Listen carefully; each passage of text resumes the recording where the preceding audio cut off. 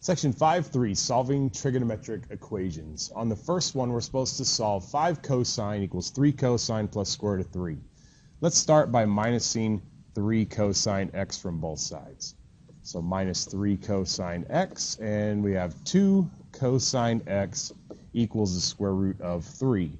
And then divide by 2, so we're isolating cosine of x, square root of 3 over 2. Now, to get cosine away from x, we're going to take the inverse cosine of both sides. We have inverse cosine of both sides.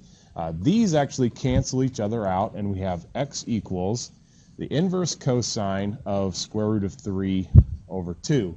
Now let's just find the answers on one trip around the unit circle. So we're looking for where cosine is square root of 3 over 2, and it's positive. So we have pi over 6, so pi over 6. And the other one is 11 pi over 6. So the two answers are x equals pi over 6 and 11 pi over 6. On the next one, we have sine of x plus square root of 2 equals negative sine of x. Let's minus sine of x from both sides. We have square root of 2 equals negative 2 sine of x.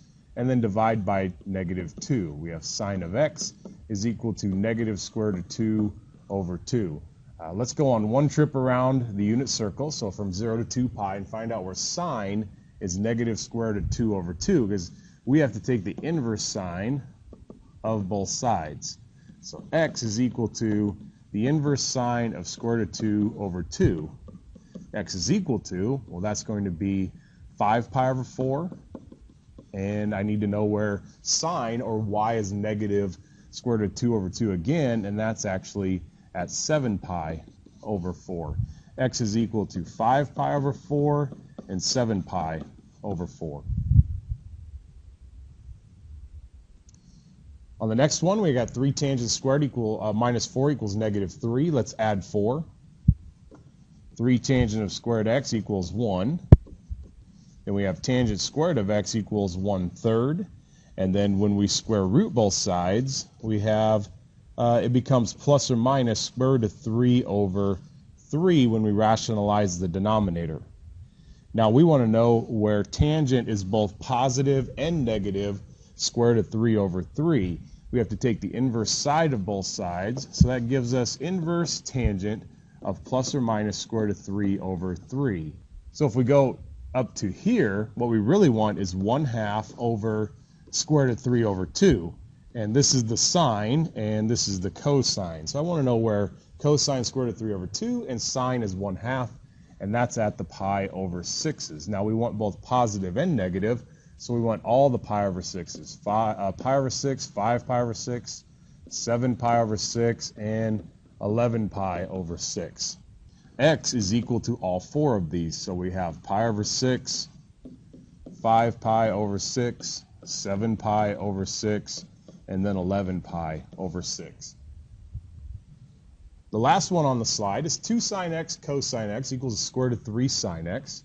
And on this one, let's minus over the square root of 3 of sine x. So we have 2 sine x cosine x minus square root of 3 sine x equals 0.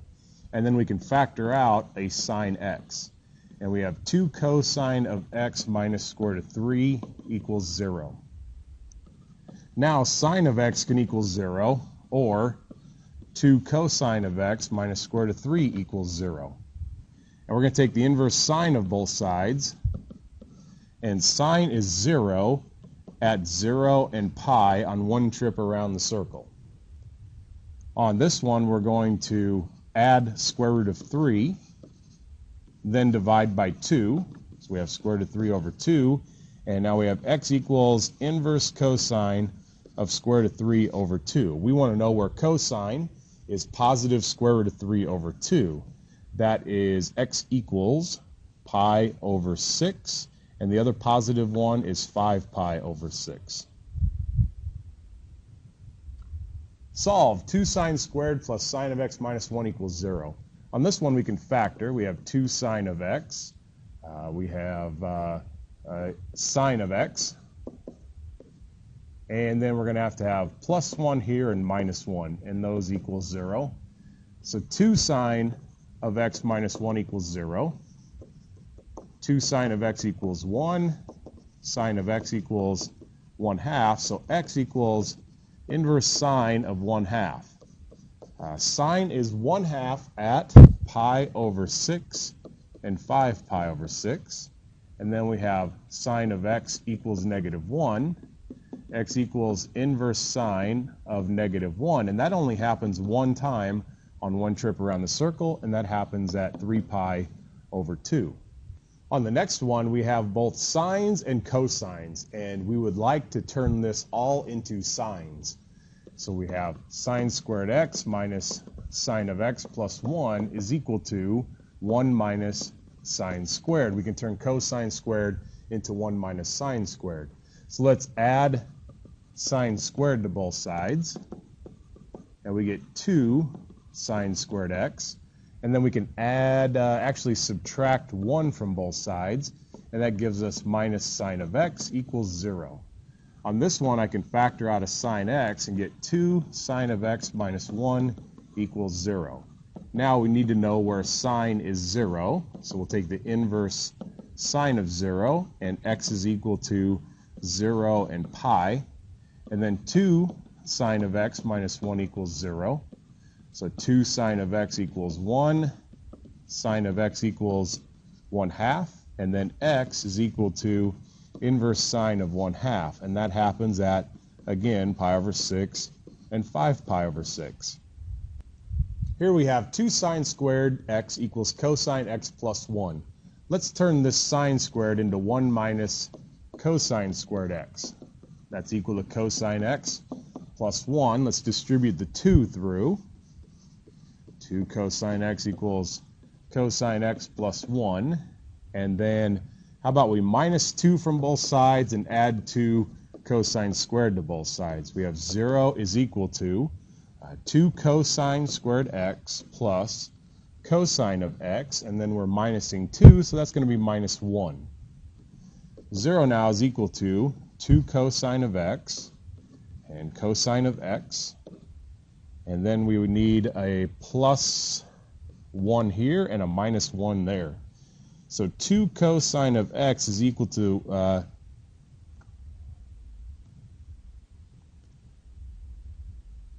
so 2 cosine x is equal to 1. Cosine of x is equal to 1/2. Then x is equal to inverse cosine of 1/2. X is equal to pi over 3. That's where cosine is 1/2. And then again at 5 pi over 3. Here we have cosine of x is equal to -1. X is equal to the inverse cosine of -1, and that happens at pi.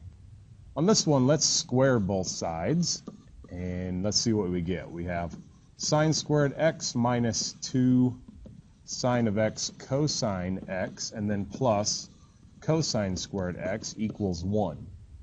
When we combine sine squared plus cosine squared, that equals 1. We have 1 minus 2 sine of x cosine of x equals 1. We can minus 1 from both sides. That gives us -2 sine of x cosine of x equals 0, and then divide by 2. So we get sine of x cosine of x equals 0. So either sine of x equals 0 or cosine of x equals 0. So we have x equals inverse sine of 0, and sine is 0 at 0 and pi, and then we have x equals inverse cosine of 0, and then cosine is 0 at pi over 2 and 3 pi over 2. Solve. 1 plus cosine equals square root of 3 sine. Again, let's square both sides. We get 1 plus 2 cosine of x plus cosine squared x equals 3 sine squared x. Well, we can't really have cosine squareds and sine squareds in this situation anyway, so let's change that sine squared into 1 minus cosine squared. So we have plus cosine squared x equals 3 times 1 minus cosine squared x. Then we need to distribute the 3. That's 3 minus 3 cosine squared x. And then we'll have to add, let's add the 3 cosine squared over and minus 3. That gives us 4 cosine squared x. And then we have plus 2 cosine x. Then if we minus 3, we'll have minus 2 equals 0. We can factor out a 2. 2 cosine squared x plus cosine x minus 1 equals 0. And then we have 2 cosine of x. I think we've seen this one before. Cosine of x equals 0. We need a plus 1 over here and a minus 1 there. So 2 cosine of x minus 1 equals 0. 2 cosine of x equals 1. Cosine of x equals 1/2. And x is equal to inverse cosine of 1/2. X now is equal to, cosine is a half at pi over 3 and 5 pi over 3. Then over here we have cosine of x plus 1 equals 0. Cosine of x equals -1. X equals inverse cosine of -1. So x is equal to, cosine is -1 at pi. On this one, let's add 15 over.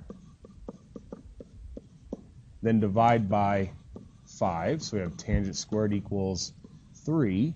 And then tangent of x is equal to plus or minus the square root of 3.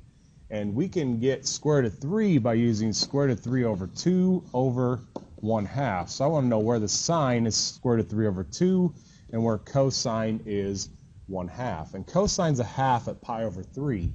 So when we do x equals inverse tangent of negative plus or minus square root of 3, x is all the pi over 3. So pi over 3, we have 2 pi over 3, 4 pi over 3, and 5 pi over 3.